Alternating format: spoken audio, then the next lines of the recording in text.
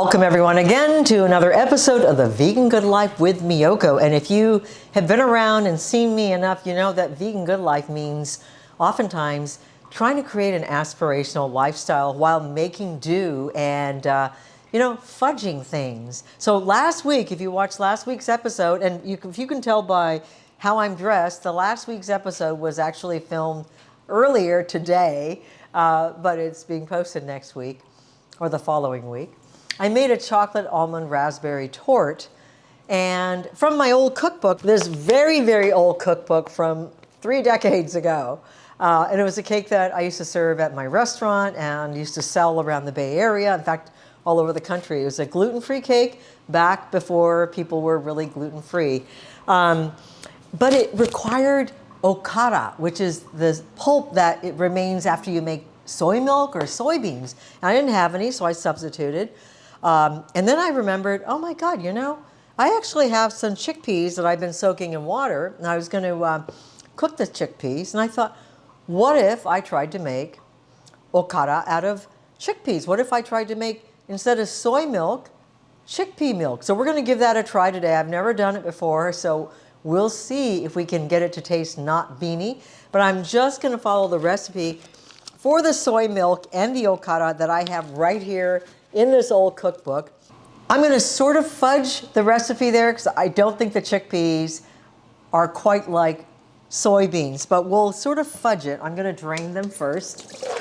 This is 1 pound of chickpeas that I soaked because I was going to just cook them up.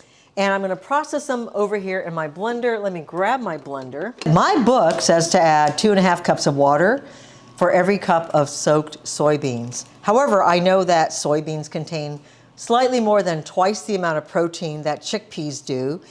And so the coagulation is going to be very, very different in terms of if I were to try to make tofu out of this. I'm going to add less water to compensate for the less protein. So I'm going to start out with, I think maybe we'll do like 1-to-1, a 1-to-1 ratio of chickpeas to water. So I'm going to add 2 cups of water.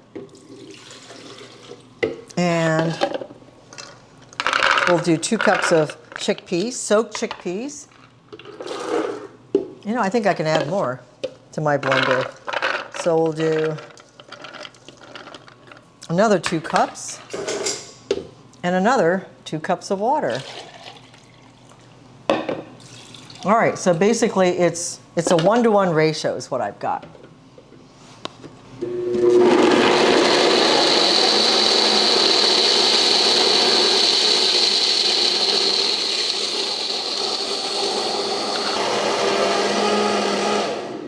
All right, so I'm going to pour my slurry in here, and we're going to cook it because we want to get rid of that beany flavor. We want the beans to be safe, and then I'm going to strain it and make the chickpea milk, see what it tastes like. If I don't like it, maybe I'll make yogurt out of it. Who knows? Okay, now I've got another 2 cups in here. So I'm going to add 2 more cups of water.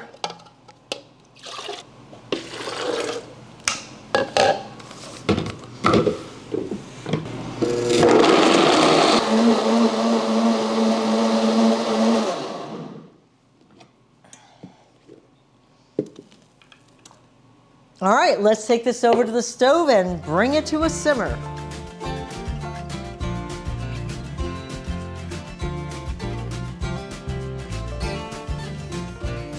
So while my chickpea milk and slurry is coming to a simmer, just give you a sneak peek into some more cheeses that I'm making. So not quite ready yet, but if you want to take a peek here, as you can see, these are cheeses that are becoming, as you can see, covered in white mold. And this is what I call white mountain goat. So these are made out of kind of the same base as the stinky one. I just used different molds for that. That one is a kind of a stinky cheese, and this one will be covered in the white mold. In a couple more days, it should be ready to move to the refrigerator. I just want to give it a crash course in a warmer temperature so that the Penicillium candida mold grows. It's a fluffy mold, that white mold that you often see on camembert, brie, etc. And the black is a little bit of a activated charcoal that I added in order to bring the pH of the surface a little bit higher, which encourages mold growth. Okay, so this is beginning to, ooh, it's getting very, very thick, which does not happen with soy milk. So that is interesting. So chickpeas are higher in carbohydrates, lower in protein, which would explain why it's getting so thick. Oh my gosh, okay. So you learn something new every time you try it. Wow, look at that. I bet I could make some kind of cheese out of this. I got to get some fat in here though. So I'm going to bring this to a boil. I don't know if it's going to turn into milk. It might need more water to compensate for the fact that it has so much more starch. So I had 6 cups of chickpeas and I added 6 cups of water. I'm going to add 4 more cups of water and thin it out. And I'm going to see if I can make a chickpea milk that is really delicious and not beany in flavor. I also like the color. It's kind of yellow. Do you see that?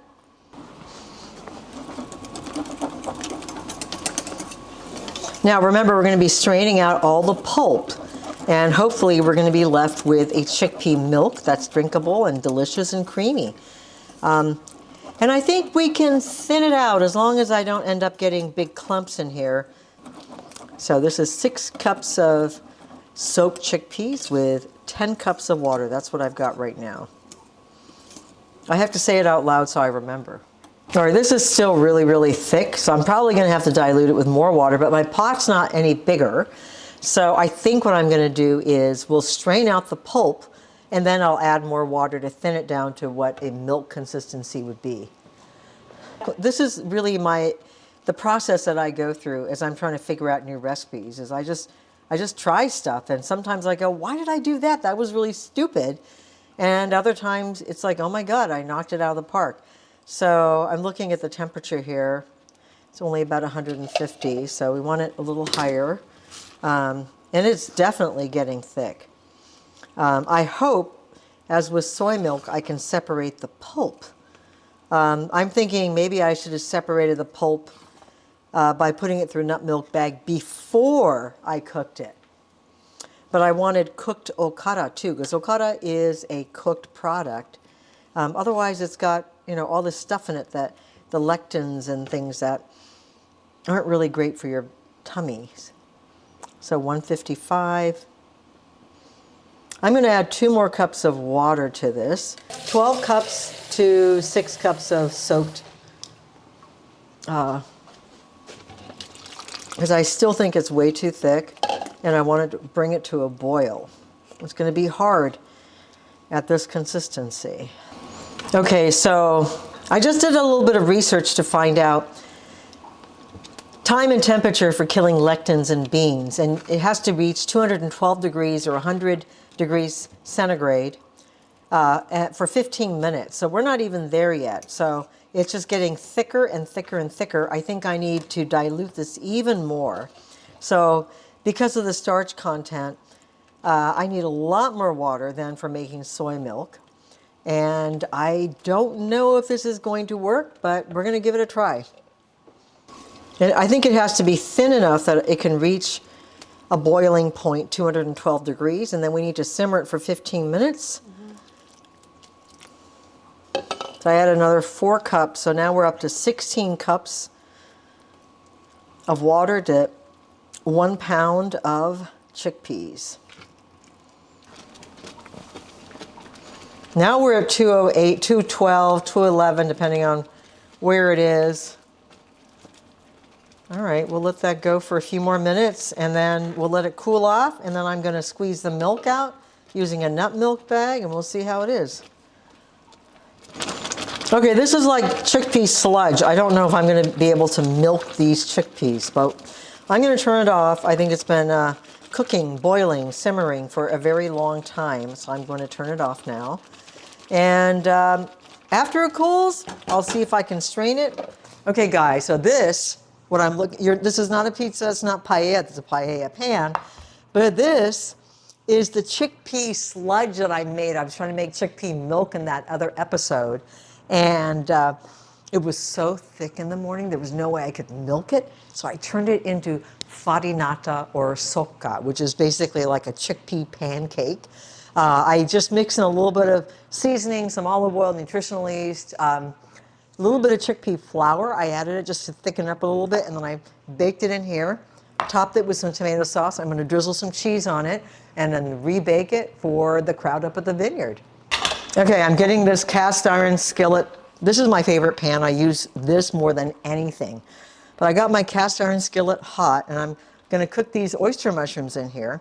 And I'm going to cook them without any oil initially because it will help to char them. It's sort of like barbecuing them, grilling them. So I'm going to put these in here as soon as it gets really, really hot. So it needs a couple of minutes. I tend to rush when I make videos because I'm impatient. So, okay, I can hear that sound. That's what I want.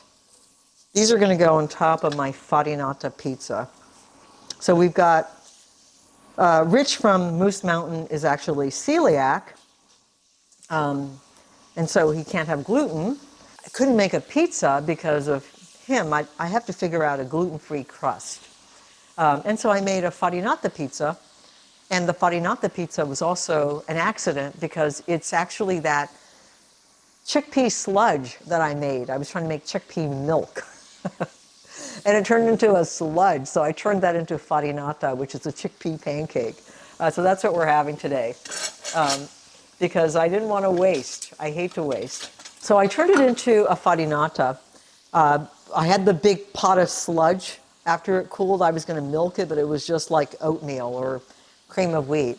So I took that and I mixed in some nutritional yeast, some salt, a little bit of olive oil, and just a little bit of chickpea flour, mixed it all up, and then I baked it, and it turned into this really wonderful little chickpea pancake. So that's what we're going to have for lunch today. But I'm going to top it with these mushrooms. Okay, so there's plenty of moisture. I actually don't need the oil. And they are going to brown. They're going to be charred a little bit better because of the way I'm doing it. Yeah, I'm going to add oil later, actually. And that's going to kind of, once they kind of brown, then I'm going to put oil on it, and it'll glisten that way. Oh, this looks good. What is this? It's not pizza. It's a farinata pizza. So the other day I tried to make chickpea milk, and it turned into a chickpea sludge. So I turned it into a farinata, which is a chickpea pancake. And I topped it with some tomato sauce, some homemade liquid mozzarella, and now I'm going to top it with some sauteed mushrooms. I've got some tops of various veggies that I picked from the garden. Little flowering vegetables. Yes, Leah. And we're going to go up to the vineyard and enjoy this with the folks from Moose Mountain Vineyard.